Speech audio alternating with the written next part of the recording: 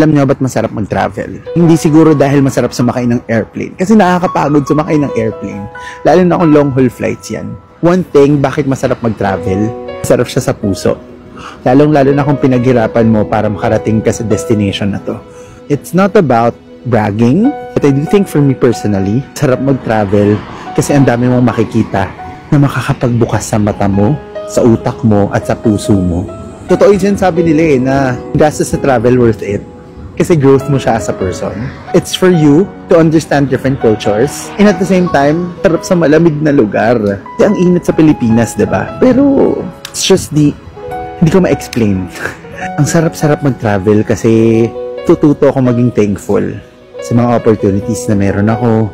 Natututo ako maka-appreciate ng mga bagay kasi yung pera na ginagastos ko sa pagta-travel, pinaghirapan ko. Tuto kong umintindi ng mga tao, natuto akong maging patient para sa mga ibang taong hindi nakakaintindi sa akin at hindi kami magkaintindihan kasi magkaiba yung language namin.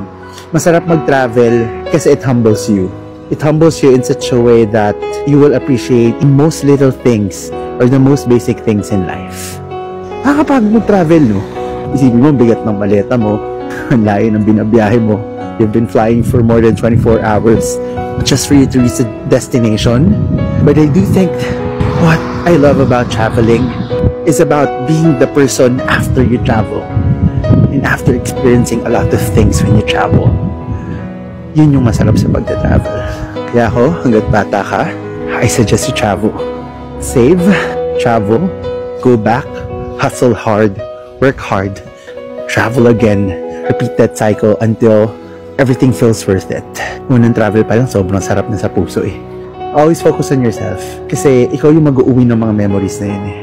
Promise, masarap mag-travel. Alam nyo ba't masarap mag-travel?